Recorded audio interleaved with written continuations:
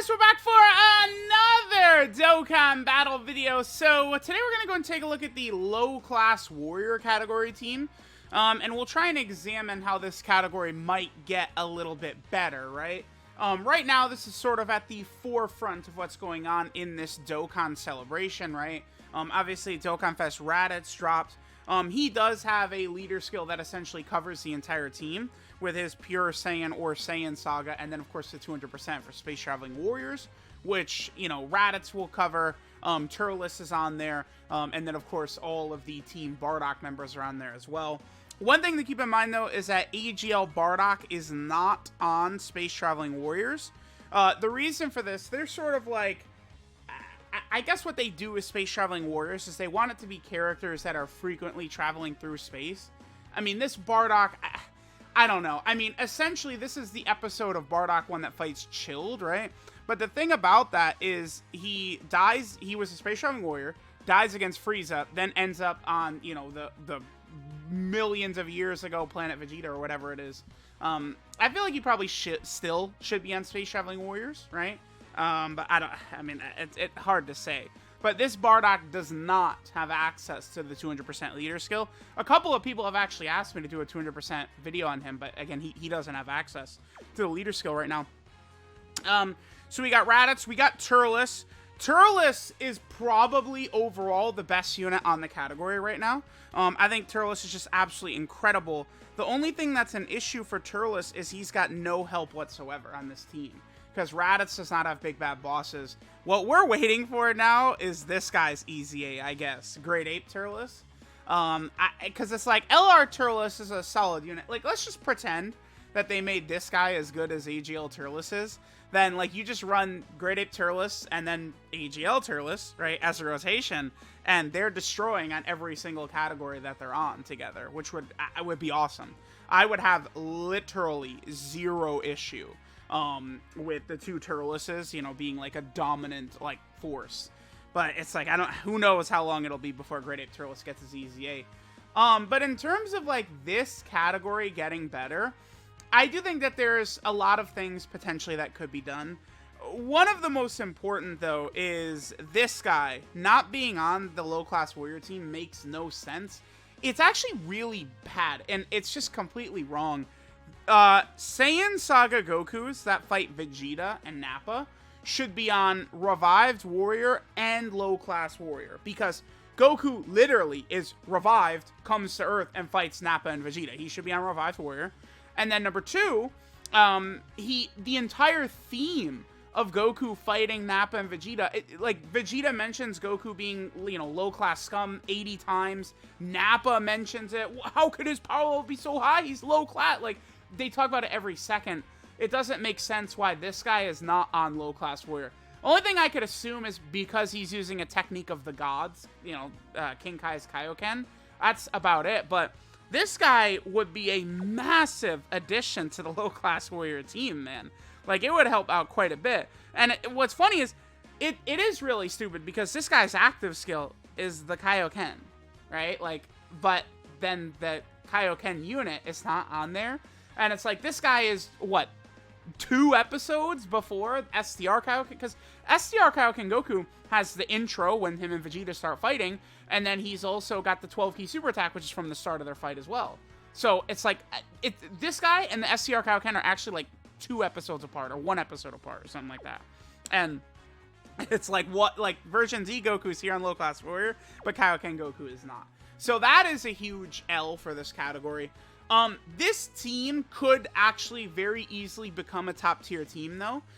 If we examine what they did with the Ginyu Force category, right? So what they did is they dropped Ginyu as, I think Ginyu is far away the best TUR in the game. Personally, I think he's just #1 by a long, long shot. He's doing too much.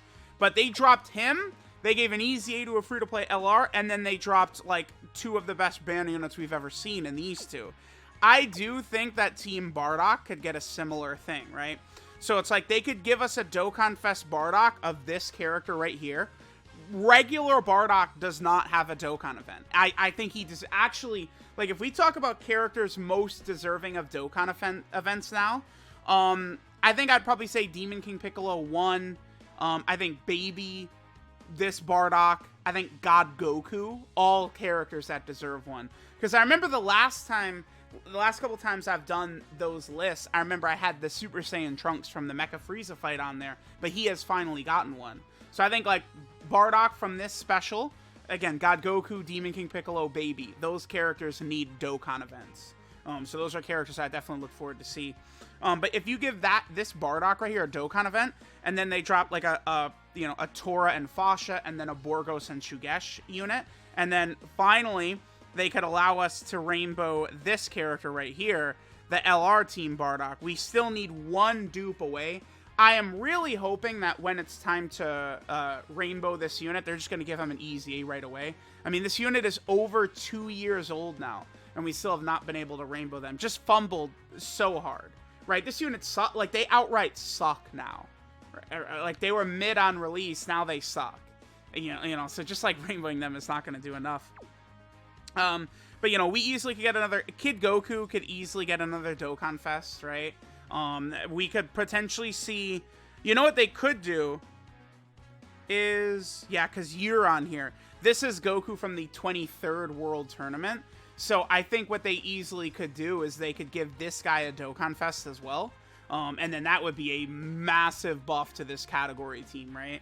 Like getting him as a Dokkan Fest, getting like a new Kid Goku Dokkan Fest. Super Saiyan Bardock is not on here as well, right? We do have the transforming Super Saiyan Bardock, but just like normal Super Saiyans are not on here.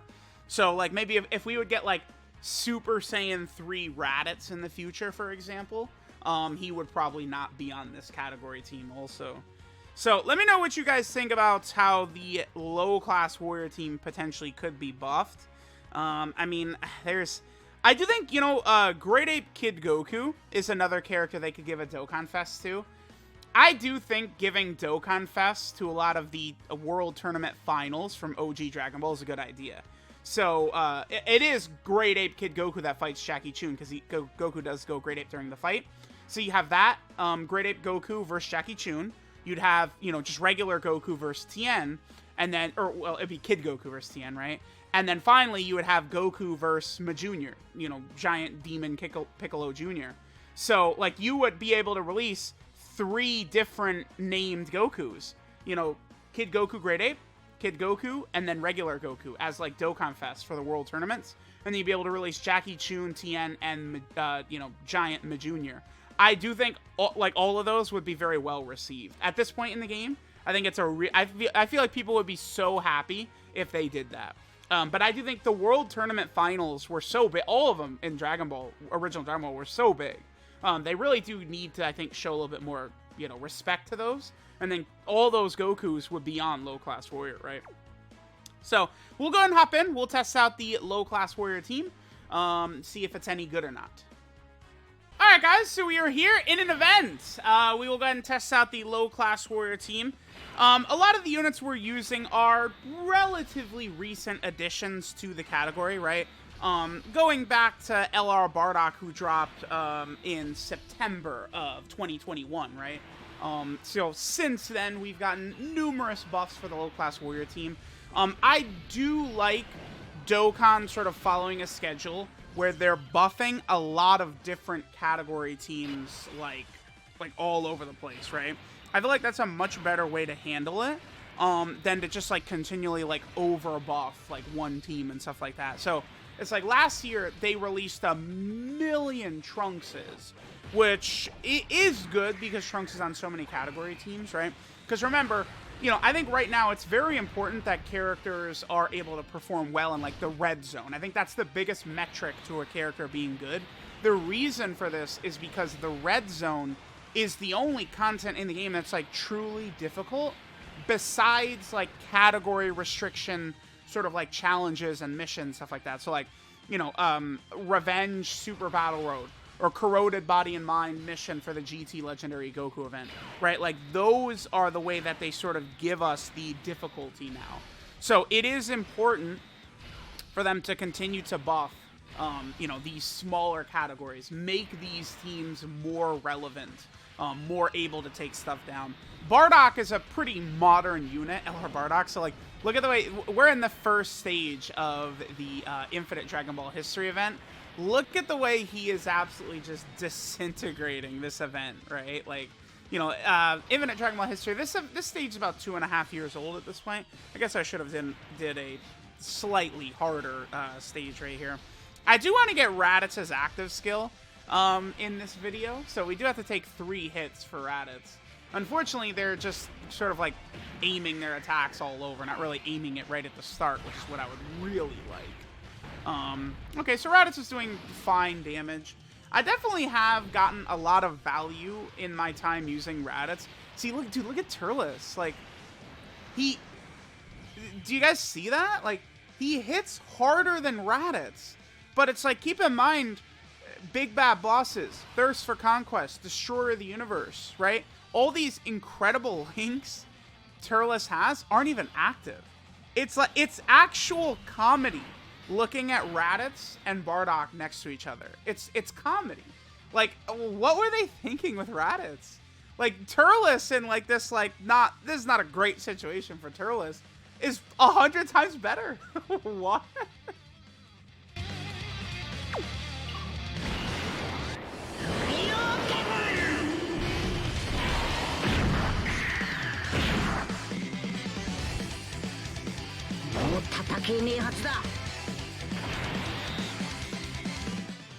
Alright, so let's go ahead and continue going through. We'll give version Z Goku a nice little super attack right here. We have not really been having version Z Goku, you know, sort of go crazy so far in this event. He's really good. I like version Z Goku.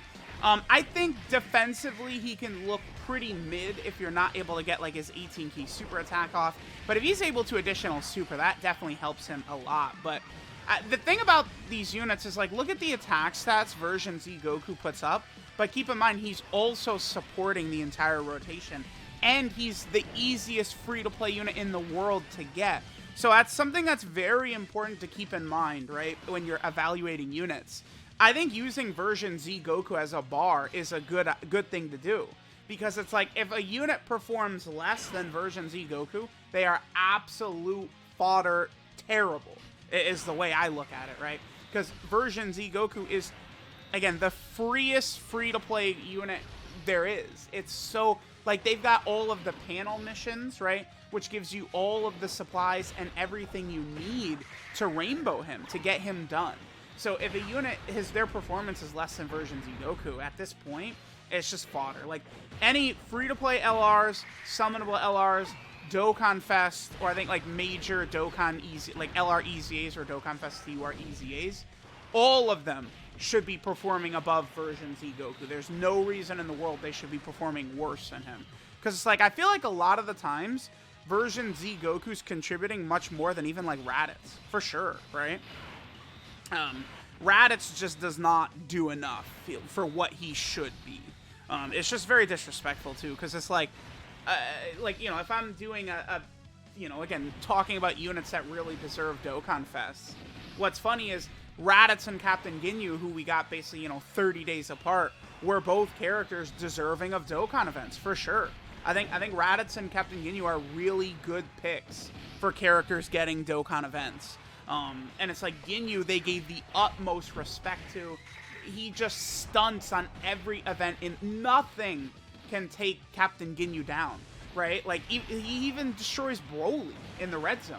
The only thing that sort of held me back from getting my no item run done with the Ginyu Force against Broly so far is the fact that I have to use some lower levels of the Ginyu Force category, like AGL Bird or Physical Raccoon, right? And they have given me a lot of trouble. All right, let's go and take a look at what we got right here. Raditz's active skill. I've said this before. The best part about Raditz's his entire unit, I think the voice acting is very good for Raditz. その程度か。今度は俺の番かな。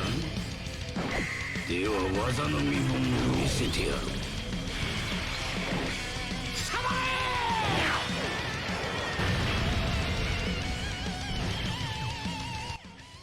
It is definitely a big bummer. They didn't even give him a KO screen or anything like that, right? Like, kind of sad.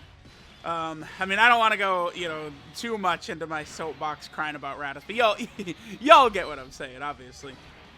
We might make this pretty much the last turn. Let me know what you guys think about the low-class warrior team, how it might improve in the future. It's definitely not the craziest, but, you know, it's like all of the categories that the Ginyu Force are on, you're able, like, you know, Space Traveling Warriors, Terrifying Conqueror, Planet Namek Saga, you could just run the full Ginyu Force category and they destroy every event. So the low-class warrior team, if they do what they did for the Ginyu Force for Team Bardock, the low-class warrior team is going to be very dominant because we could just run the full Team Bardock squad. I could really see that happening, and that would be really awesome if it does, right? Because then, you know, you'd be able to use the low-class warrior team to disintegrate a lot of these really, really, really tough events. So again, that would be pretty cool. So let me know what you guys think of the low-class warrior team and everything. I do love that, you know, Turles was... Look at Turles, the 230k defense right there with all of his good stuff not really activated. He has a bunch of links activated, Saiyan Warrior Race, Prepare for Battle, Brutal Beatdown, Fierce Battle. But the main links you want to go for Turles are the 3 that are not active right there. Destroyer of the Universe, Thirst for Conquest, and Big Bad Bosses. He's getting like 60% defense from those 3 links or something like that, right? Like, that's where he starts to look a lot better. So let me know what you guys think about the low-class warrior category team. Thanks, guys, for watching, and I'll catch you guys next time.